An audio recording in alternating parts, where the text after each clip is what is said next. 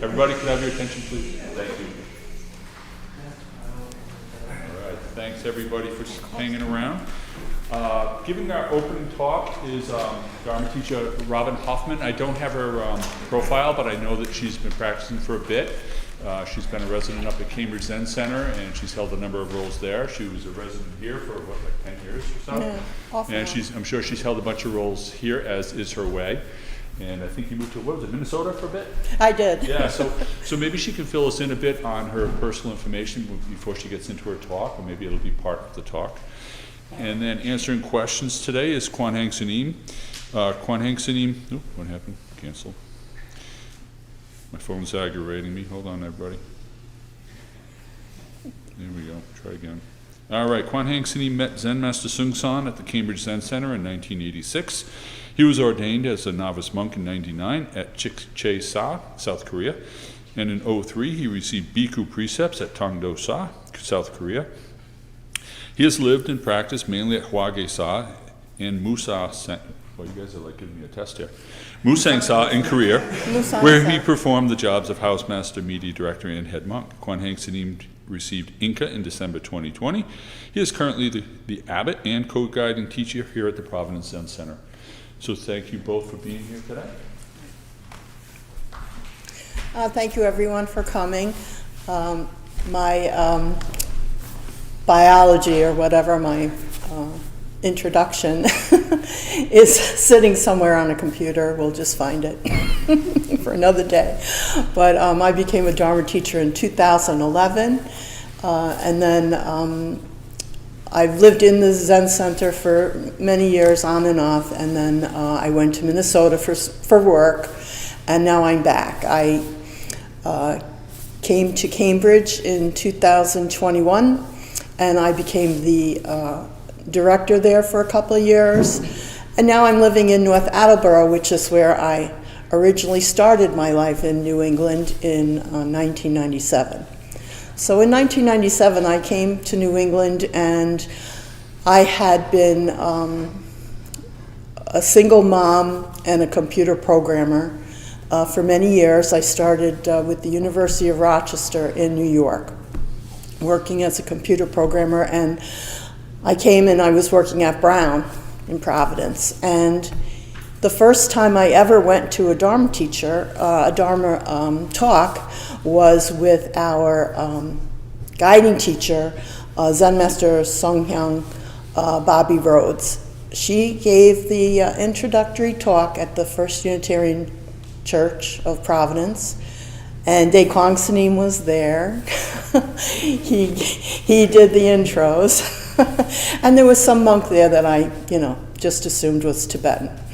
So we were all in gray robes, as I am now, but I really didn't have any idea what I was witnessing, and I had been reading about Buddhism for a couple of years by that point. So this was like 1999, so I came to Providence in 97, and I started reading about Buddhism.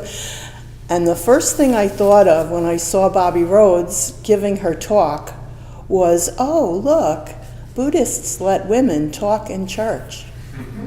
That's really good. I'm impressed, because I was raised a Catholic, and nuns, of course, were always in church, and they talked to you a lot, but they weren't allowed to give sermons or anything. So I was very impressed with Bobby, and I really have to honestly say I don't remember a thing she said. But I was very impressed that she was there and she was talking. And then the monk started talking, and I didn't really know who he was. And the very first thing that he said, and I'll ask you, who are you? Who are you? Don't tell me your job. Don't tell me you're a mother or father. Don't tell me anything about yourself, but who are you inside? This was his question. And the questions kept coming, and I was very, very impressed. And I just was like blown away, and I said to myself, look, these are people who actually meditate. I'd been reading about meditation for 2 years, didn't ever do it. So it took me about a whole entire year after that Dharma talk to actually find the Providence Zen Center, because as you know, it's not in Providence. I was from New York, and so I couldn't find it. And I had a child who had some difficulties, and they said, take this child to the Sylvan Learning Center over there in Cumberland. And when I was there, someone said, oh, I know where the Zen Center is. It's around the corner. And that's how I found this place. Quite amazing. I moved in 2004, and unfortunately, Zen Master Seung Sahn passed away the month after I moved in. So it was a very fraught kind of time. I mean, the Red Sox won the World Series while I was dying for the television to be on. And, it was very exciting. I met Kwan Haeng Sunim the following year when we went to Korea, right? So I've been around the block a few times, and when I first came, another friend of ours, Jason Quinn, out in California, was a monk here, and he asked me where I came from before I was born.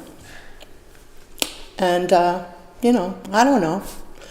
And then he said to me, where do you go after you die? And I said, I don't know. Because I was raised a Catholic. I actually know those things, but I didn't believe them. So when he started talking about don't know, it really resonated with me because that was my personal experience. And I was thinking while I was sitting in meditation this morning, you know how like you can swim, talk about swimming, you can watch people swim, you can see the Olympics, you can see the ocean, you can take a bath. But until you're in some river somewhere trying to keep your head above water, do you really know how to swim? So that is kind of like my experience. I swam my whole life, and I thought I really knew everything about swimming. But until I was fighting for my life, then I realized, yeah, you don't really know how to swim until you're trying to save yourself. And my experience with Zen has been like that. I really felt like I was drowning, but then I found something that anchored me in my life. And I brought my children with me. My one son is going to be 45 next month, which I find hard to believe, but my younger son is still here in town in North Attleboro, and he actually lived at the Zen Center with me off and on. And he was a speed skater, kind of an unusual thing. Water has been a big deal in my life, and so I spent an awful lot of time at the Walpole ice skating rink with this kid, speed skating. Oh my God. They just go around in a circle. It's totally boring. How can you even stand it? I even took a class so that I could have something to do at the ice skating rink. And I know this is going to make Gary chuckle, but finally, at some point, it occurred to me that the most exciting thing about the ice skating rink was the silly Zamboni machine. The Zamboni machine is like magic. These kids can't skate until the Zamboni machine comes and smooths out all the ice from the hockey players and the figure skaters and all the fancy ice skating, and all they do is go in a circle. That's all they do. One circle, one way, one direction. Who's the fastest? But then the Zamboni machine, I suddenly realized, it doesn't really do a lot, but it uncovers what's already there. So if you've ever looked at a hockey rink, there are lines and circles and blue lines and red lines and all kinds of things embedded in the ice. And the Zamboni doesn't add anything to the ice. It just kind of like smooths it over, and suddenly you see what's in the ice. And I feel that's like a very good metaphor for like us. We meditate, we don't add anything, we uncover what's already there. Who am I? You look inside when you're meditating and you see what's there. And it's a big question, every minute. What am I doing? Who am I? What is this? And so my life has gone on and on. I had to take a job in Minnesota to support myself and my family. I worked for the state of Rhode Island, and they kind of fired my company, and so I was working for them, so I had to find something else to do. And I went somewhere where there was no real quantum school of Zen. I tried to create one with a couple of people, and we used to chant, all the time, and everything was going well until the ladies decided they wanted to do it like Monday afternoon. And I was working. I couldn't, leave work to go on a Monday afternoon. So I used to go to Milwaukee to see Kwan Haeng Sunim like once a year and kind of keep in touch. And but I suddenly realized after the pandemic started that if I lived at the Cambridge Zen Center, I would be able to practice. And so then I moved there. And when I left Minnesota, I had no place to go. I went to Cambridge. And I lived there a couple of years, and it was great. And my son said, let's move in together in North Attleboro, and, I can help you.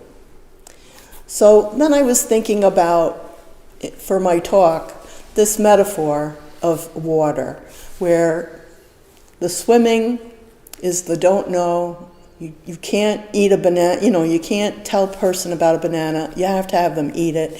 You can't tell a person about swimming, you have to have them do it. Zen is very experiential. And so I had this experience yesterday that I wanted to share. My nephew lives in Connecticut, and he had invited me down.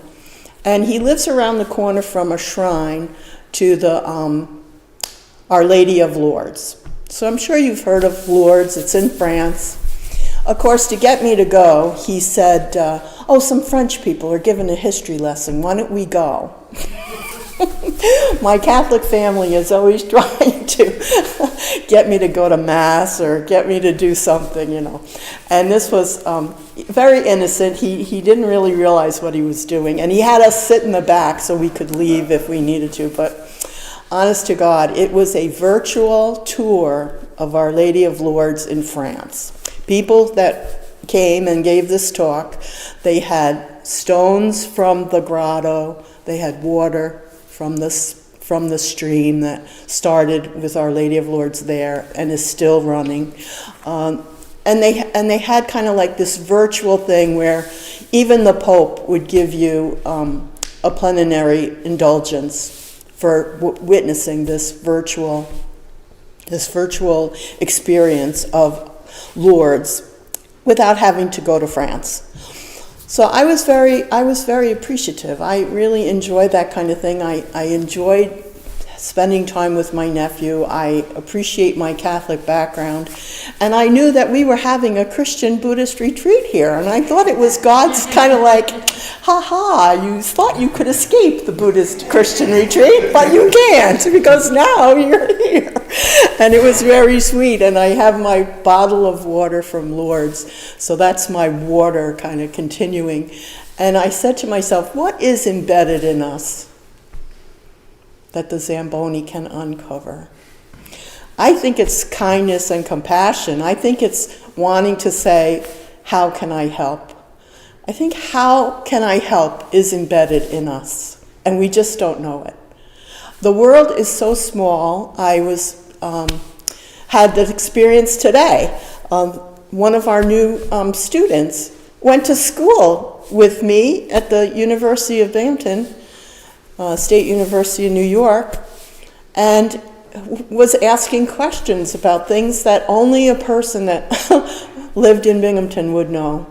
And it was very, very unique and fun to me. And someone said, a new tagline for Danielle to write up, come to the Providence Zen Center and meet your co-workers and your and your friends from college. And I was in college a very long time ago.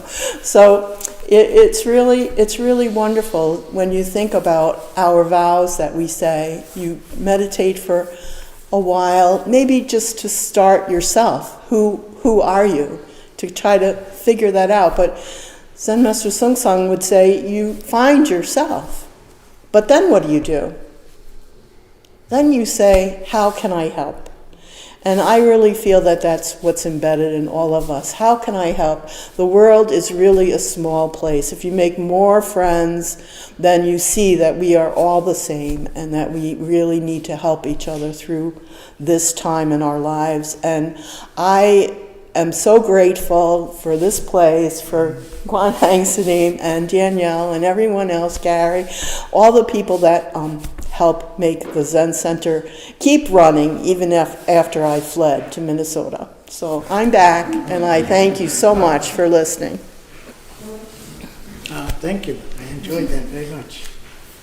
I remember years ago when I came here that a lot of our I guess correspondence had in Providence Zen Center, but it didn't say in Cumberland. And so I'm sure a lot of people, and here we go, we found one right here, who was looking at that and was looking around in Cumberland, in Providence for the Cumberland Zen Center. So now if you look at our correspondence, you will always see Providence Zen Center in Cumberland, Rhode Island. So, and when we did that, all of a sudden we started seeing people that lived around here appearing, which was a kind of interesting thing.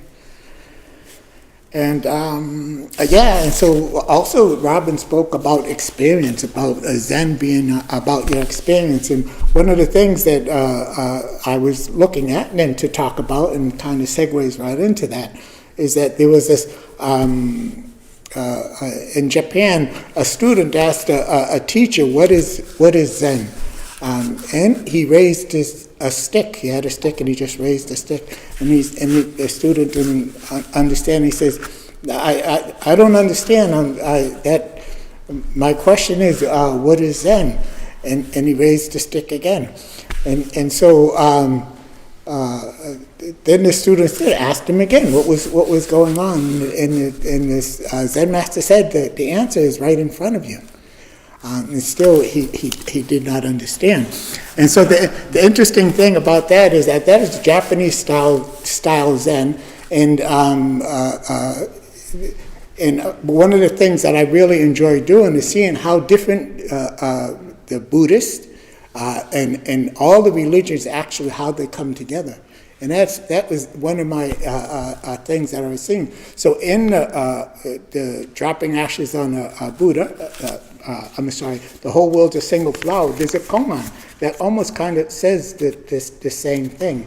And that kongan, I found it somewhat amusing, and I want to read it to you. So,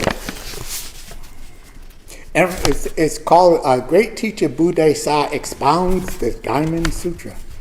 Emperor Young Mujie requested Great Teacher Dho Sa to expound the Diamond Sutra. And so the great teacher climbed up on a high rostrum, shook the desk once, and then got down off the seat. Emperor Young Mujie was astonished. Master Jijang, who was there, says, does your Majesty understand? The emperor said, no, I don't understand. The great teacher Dho Sa has finished expounding the sutra. And so you have to think about the Zen master, the teacher who went and did that. I mean, the great king asked him to come and expound the Zen Sutra, and he had nerve enough to go up there and get down off the rostrum. But this the same thing is along with the teacher raising the Zen stick and what Robin was saying. It's about experience. And there's nothing more important than the experience. And so often you see a Zen talk and the teacher will take the stick and pound it on the desk. That's the most important part of the Zen talk, but people don't believe that. And it's the same when the Buddha raised the flower and everybody was looking for the Dharma talk. He raised the flower and only one person understood, and that was Maya Kashyapa. So that's a kind of how that goes. But then, but I wanted to give you a sample of the Diamond Sutra, and not to put it down, because it is a beautiful sutra. But once again, this is a lot of, this is about our experience, and there's really nothing else that you can do except have that experience, right? But the way that, like that student, he had no idea what the teacher was talking about. So what happens? We go, yeah, all these kinds of things going around. And it takes time, actually, to attain that point, to attain this point of this before thinking mind. So let me read the Dharma Sutra. Thus have I heard, once the Bhagavan, the Buddha, was dwelling near Shrivasta garden in Jeddah forest, together with a full assembly of 1,250 bhikkhus and a great many fearless bodhisattvas. One day before noon, the Buddha put on the patched robe, picked up his bowl, and entered the capital of Shrivasta for offerings. After begging for food in the city and eating his meal of rice, he returned from the daily round in the afternoon, put his robe and bowl away, washed his feet, and sat down in the appointed seat. After crossing his leg and adjusting his body, he turned his awareness into what was before him. So he went out to this town and begged for food, which is the way of the monks in that day. And then he sat down, and as he sat down, a number of the bhikkhus came, and after bowing their heads and paying their respects to him, the Venerable Subhuti said, well, so it is, as you say, the Subhuti considered, I shall tell you,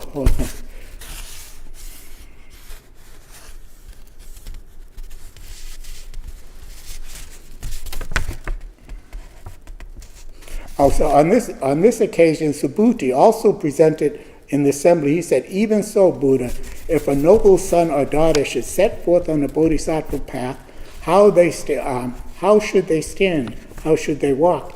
And how should they control their thoughts? The Buddha told the Venerable Subhuti, well said, Subhuti, well said. So it is. It is to say that the Tathagata blesses fearless bodhisattvas with the best of blessings, and entrusts the fearless bodhisattva with the great truths. And so what's interesting about that is that then after that he goes through 32 chapters of how to be a Buddha, how to carry yourself, so forth and so on. But if you read this book, the Diamond Sutra, correctly, the whole story is the first few lines of the Buddha when he went to town and came back. That's it. But this is how people are. We need to have the explanation. We need to have the mythology. And And there's nothing wrong with that, but that's kind of what goes on. I would just caution you not to get caught up into all of that, how all of that goes. And look for the meaning behind it. And so then, and another kind of way story is how that goes, is that you see the Buddha here, and the Buddha has his hand and he's touching the ground. So in the way that goes is that the Buddha was sitting under the Bodhi tree when all the demons and Mara came and tried to tempt the Buddha. And it went on through the night. He met all kinds of demons and all of that sort of stuff, and he threw tried their best to scare him off his seat and so forth and so on. And then he finally brought his 3 beautiful daughters to tempt the Buddha, and that didn't work. And at some point, the Buddha looked like he was going to get enlightenment, and so Mara said to the Buddha, "What right do you have to sit in that seat?" And the Buddha said, "Well, I've attained the 10, the bodhisattva. I've seen what things are." Basically, what he said. And so then the Buddha, I forget exactly how it went, but then Mara said, "But I've also attained just what you attained, and what's more, I have all my soldiers to witness what I've attained." And so the Buddha didn't have anybody to witness that. And so as the story goes, the heavens and the earth witnessed the Buddha's enlightenment, and his mind opened up, and so he got enlightenment. And so that's a very interesting thing, because the Buddha did actually got enlightened when he was under the Bodhi tree. But if you look past the mysticism, the mythology, you have to understand that the Buddha he's just a regular person like you and I. And so what happened is that he'd been away from his home for many years, and now he was sitting in this forest alone. His friends all left him. And then at night, in the middle of the night, you say, who doesn't wake at 2 in the morning and the demons come and visit them? You know, so 2 in the morning he gets up and all his doubts appeared before him.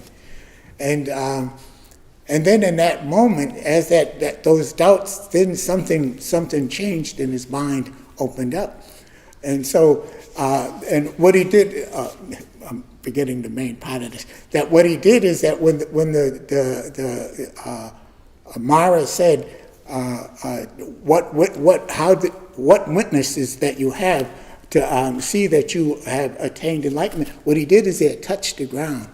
So that's the most important point of this. The Buddha touched the ground. That's what you see him doing right there. He's touching the ground. So that's the touching ground of the Buddha, which is when at that moment he got enlightenment. But you have to understand that when I hit this table or my leg, to the extent that I feel that, to that extent my mind is open. To that extent I'm enlightened. So when the Buddha touched the ground, that is actually what is happening. And these demons and Mara and all of that stuff is, you can see, is as the story goes, that's all outside of him. But we all understand that this is, that when you practice, you're looking inside. And so in the side, that's where you're going to find your biggest demons, is when you look inside.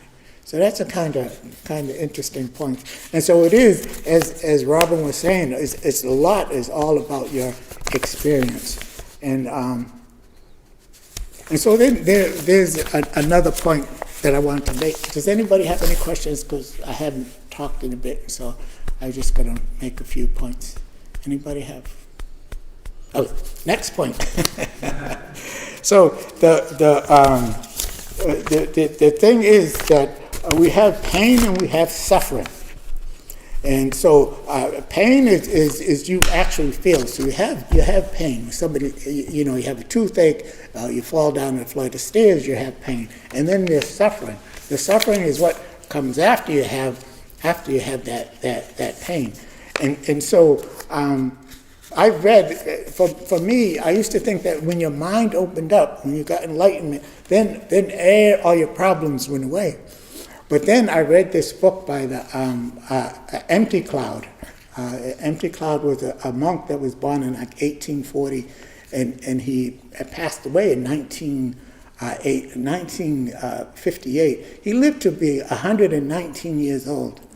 And so, and it's true, they have photos of him and everything. I have that particular book. But what's very interesting about Empty Cloud was that after his mind opened up, he had some very, very painful and very painful experiences. I mean, and to me, he was enlightened. Yes, he went through all of this stuff. One of the things that he went through is that he was on a ship, and on the ship people got sick, and so when they got sick, they got off this is long, back in 1800s, and so they got off the ship, and then they said all these people had to go into quarantine, so they put them into quarantine. And then as he was in quarantine, the people who were not actually sick, then they left, and he was like one of the only ones that was left there. And so then at that point, they don't want to let this person leave because he's going to get other people sick. And so what the doctor then came, and he wanted to give him poison. But the people who ran this place knew that this was going to happen, so they very much understood that this was a great monk, so they went to him and told him not to drink the poison. But the doctor made him actually to drink the poison, so he drank it. And and he felt even more sick and just kind of almost passed away. But then he went into meditation, and eventually his sickness passed. So it was, for him, it was one thing after another like that went through the book. Another time he went somewhere in a ship, and they got off, and it was China was changing from what it was to communism. And so they decided that all the monks and stuff were part of the old regime, and they put him in prison. And then while he was in prison, they beat him.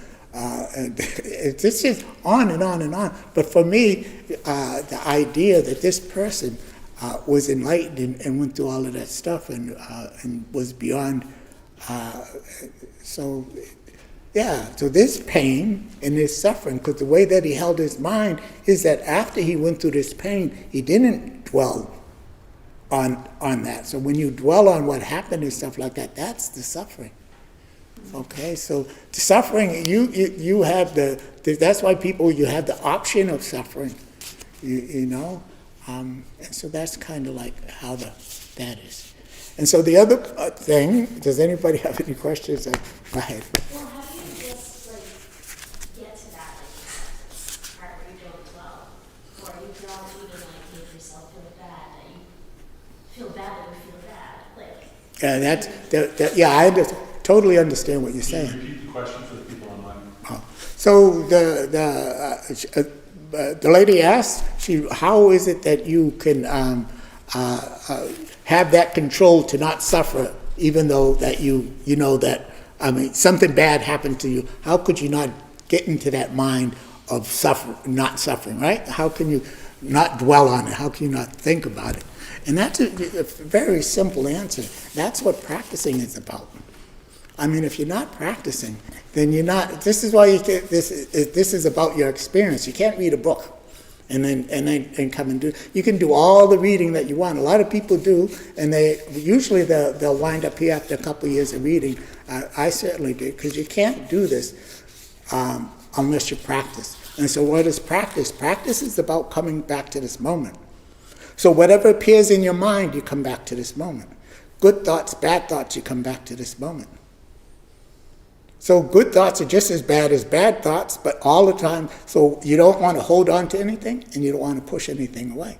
If you don't hold on to anything and you don't push anything away, what happens is that whatever appears in your mind has less of a hold on you.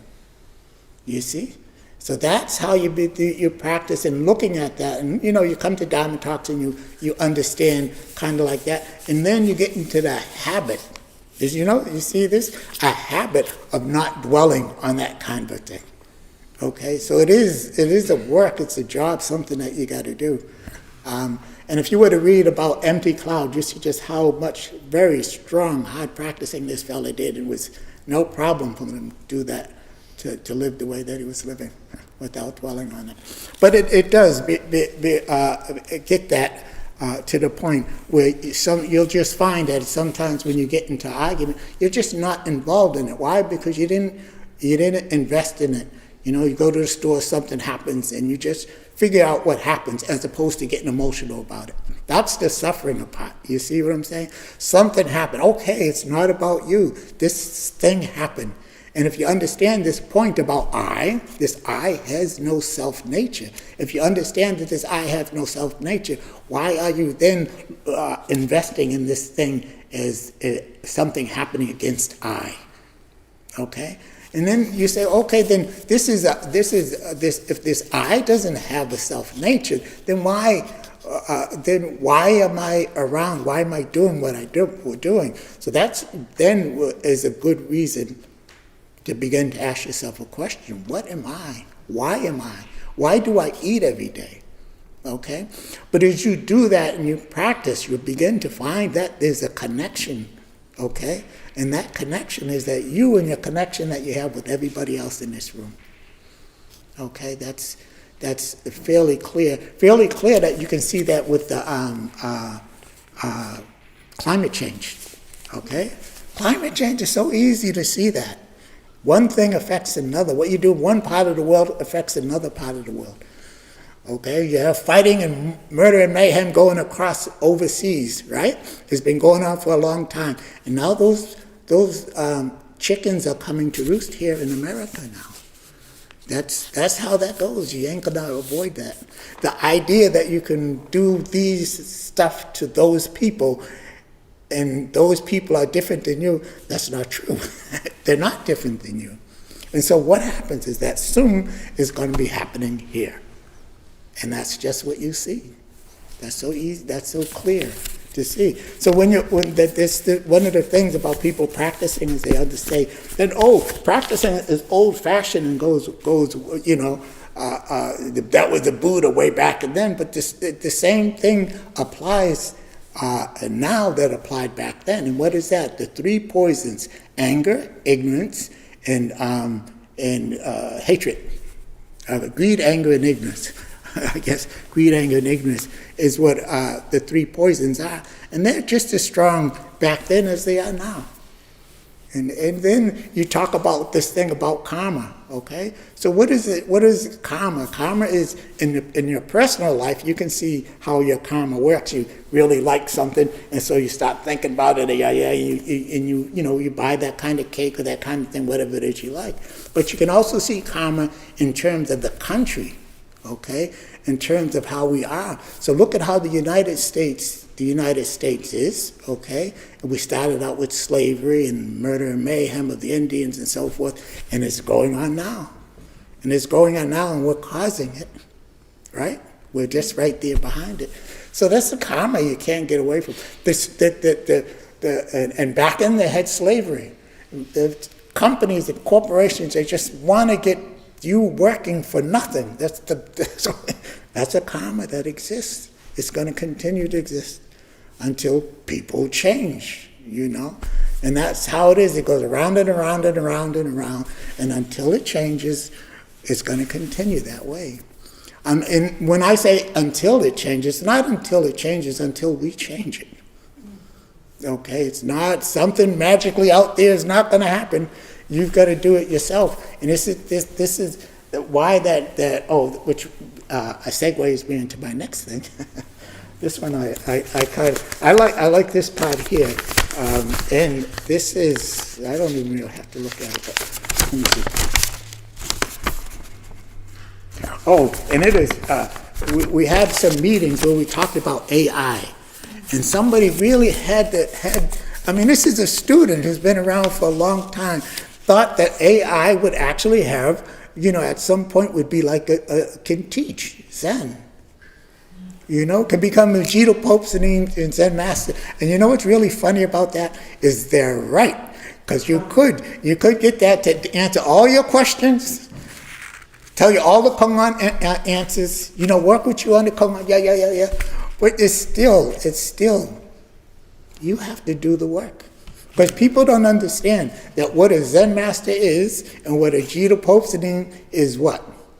A glorified cheerleader. That's all they do. That's all they do. They can't do anything else, They get you to practice. They can't do it for you. And you can't, and there's nothing out there that's going to get you inside to change except yourself. That's the whole point. And that's why we keep going around and around and around. We're going to have to do it. Or you're going to have to do it. So you can get all the AI, all the computer stuff that you want. And you might actually have a really good Zen Master computer AI that's going to answer all your questions, give you the most powerful Dharma talks and so forth and so on. But it's not going to help you. You've got to practice. You've got to practice. And you've got to attain that point yourself. And that point is what Robin was talking about, experience. That AI, that Zen Master is not going to be able to give you experience. So, somebody have some questions? Go ahead. Hi. One thing, the world is very small. Oh, yep. Sorry. One thing, the world is very small because I was born and raised in Minnesota. So, but My point exactly. I guess my question is, why are there more? What did you call them? Precepts? Precepts? Yeah, or like the I had mentioned that we start with 5, 10, 16, and all the way through the roof. yeah. Why is it harder for women, or why are there more for women than there are for men? I just was curious about that. Well, I don't have a clear explanation for that. That's reasonable. Why the women have more precepts than the men? Except the only thing that I could say that everything is controlled by the men. I mean, what do you expect? So I mean, this is how that I see it. As for the precepts, the reason why that we have the precepts is that when the Buddha got enlightenment, there were no precepts or anything like that. But what happened is he grew a community of monks and nuns, right? But originally monks and then later on nuns. Is what happened is that people would do very stupid things. And each stupid thing that would happen, like fooling around with a whole lot of women, taking a lot of money, then they had to start making rules so that the people can not get that involved in that, because once you get involved in all of that stuff, your practice goes down the tubes. So that's a kind of like how it is. And it's funny because I was just talking to someone else, and I believe it was in the it was in another tradition, so I won't say the tradition because I don't know how correct I am. But he told me that they only take 10 precepts, and I told him that I think he was probably just talking about the lay people. They're just taking the 10 precepts, but the monks and nuns, they take a lot more. And so you also, I feel like I can take this kind of lightly about the men and the women and so forth and so on, because I really believe that fundamentally there's no difference. In the absolute sense, there's no difference. There is not man or woman. That's why we have in our tradition, we have a Kwan Do Sa. And in our tradition of Kwan Do Sa, nowadays you see it as female, but it originally started out as a male. And in some traditions, you still see the Kwan Do Sa as a male and vice. Yeah. So if you, so Zen Master Seung Sahn once asked, somebody asked Zen Master Seung Sahn, he says that, the man and woman can't, it is said that women cannot get enlightenment. I guess this was a woman talking to the Zen Master. And he says, is it true that women can't get enlightenment? And Zen Master Seung Sahn said, yes, that's true. Ladies thought, this is not very good. and so in Zen Master Seung Sahn said, well, if you have in your mind this idea of I am a woman, or I am in a man, or whatever you have this I am, then that's going to prevent you from attaining your true self. So that you have to let that go. And you'll see that when it sounds like it's a big thing to let go, but when you're practicing, you're just coming back to this moment, and it's only you and the floor, okay? And then you begin to realize that everything that's going on in your mind is not true. There's nothing going on in your mind that's true outside of the fact that this floor is brown, my clothes are gray. Anything outside there is not true, is not happening. So what's going on? So then you can begin to kind of attain this point. And that's why it's important really to practice to see these things. You're not gonna read a book and get there. You can read a book and understand it, but you're not gonna attain it. That's what this don't know. A lot of people, I can do things here so people can get a good understanding about don't know. But Zen Master Seung Sahn, it took her like 7 years before she attained her point of don't know. And every once in a while I ask her about that time of when she was driving, and her mind just opened. Anyways, so anybody have any other questions?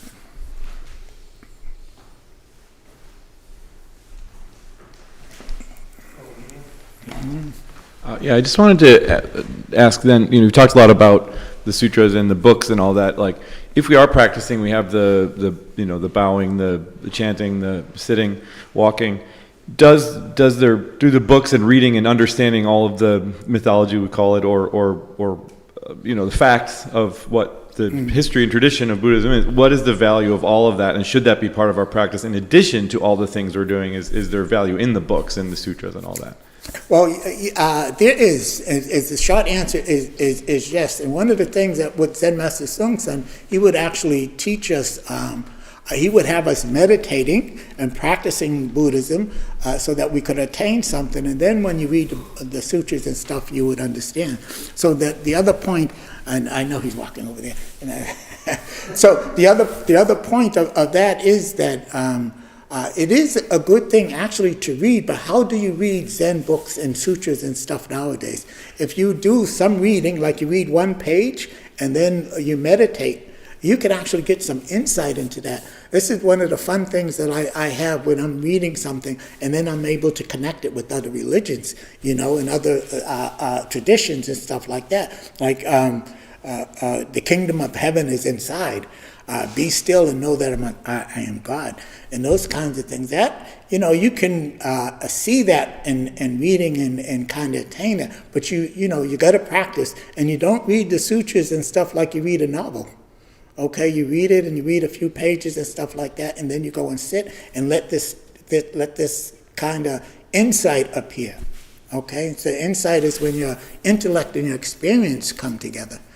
Okay, and but that doesn't explain exactly how it's very interesting how that stuff comes together in your before thinking mind, and then just kind of gives you some insight. So yeah, and then after you. Like after Zen Master Seung Sahn, mind opened at that point, and she kind of attained this don't know, then you can read stuff and find the ways to teach with that, to talk about that, and so forth and so on. But if you just go completely with your understanding, there are many stories, many Zen stories of teachers who were very smart intellectually, understood the Dharma Sutra, understood like many of the 84,000 volumes of the Buddhist canon that is in Haeng Sa, and then some funny little person would ask them a Zen question they couldn't answer because it was all based in their intellect. They had no original answer for this person. They had no answer that came from themselves. Only thing they could do is review all the books they had in their noggin. So like that. Okay? Good. Thank you both for your talks. They're both great. Now I've got this image of a Zamboni and a flower trying to connect the dots. Beautiful. All right. A Zamboni. All right. So thank you all for appearing today. I have a few announcements before we break. First up, we have our Zen Giving coming up this Wednesday, November 19th. It'll be a potluck dinner. If you check our calendar, you'll see that we have a Wednesday night dinner every week. Sunday the 23rd, we'll be having an arts and crafts holiday where we'll decorate our Zen tree, which will be in the back corner. It's a family-friendly event, so if anybody wants to bring their kids, we do some crafty stuff together. We also have a clothing and food drive going on right now, so if anybody would like to make a donation, that'd be awesome. We have an art sale coming up with original drawings in our gallery in the front hallway by Willie Garver. I'm sorry for that right there. So if anybody's interested, they can check that out. Coming up, we have Buddha's Enlightenment Day on December 13th. If you'd like, you can have an overnight stay, and we'll be doing a morning keto before our regular Sunday practice. So if you'd like to be part of that, get here nice and early. Check in with anybody wearing a casa for details on that. Let's see, and Sunday's talk will be Zen Master De Kwang, and we'll be doing some together action after Sunday's practice. So if you'd like to maybe make a nice long day of it with us, that'd be awesome. The deadline is this Monday for taking the precepts. So if anybody's interested, please speak with Sunim here, or myself, or Danielle, and we'll give you some information about taking the precepts coming up in just a few weeks. Let's see, we have a fall retreat with the YMJJ. It's a 7-day retreat. You have to do a minimum of at least 3 days for that one. And then we have our winter kolche coming up in January, which you have to do a minimum of at least a week, up to the full 3 months. Outrageous, huh? Let's see. This is important. The YMJJ, we originally had Bobby Rhodes, our school's headmaster, who was going to be doing it, but she's been hurt. And we have Zen Master Hyung Ja, alma pater, who will be coming in as a substitute for that week sit. That's a lot, huh? We have interviews on next Tuesday with Zen Master Tong Gang online. First and third Wednesdays, we have interviews here on Wednesday nights during practice. Membership, everybody. Membership is a big way of supporting our school, but it also gives back. 10% off in the gift shop, 20% off on retreats, and you have a free overnight once a month. Also, if all of this is in our newsletter, I hope everybody signed up for our newsletter. If you're not, please do. Let's see. And the gift shop will be open? Yes, definitely. The gift shop will be open today. And we'll be having our refreshments outside. If anybody would like to hang around and chit-chat some more, enjoy some tea. All right, thanks, everybody. Thank you. There's a lot of input.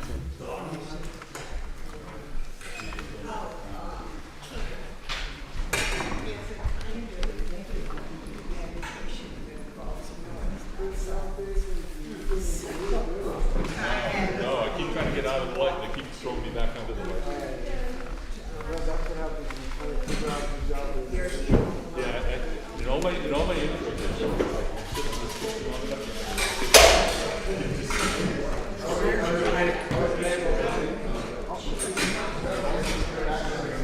just leave the light blue and all the dark stuff to go away.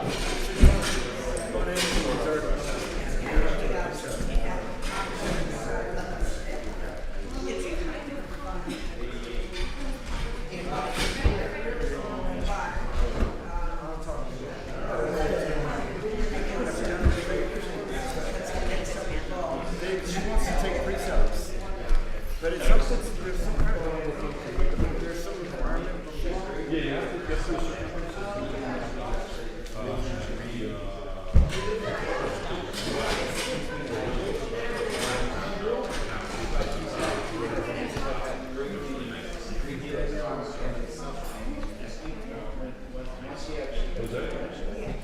Oh, yeah, no, definitely. Speak to either one of those.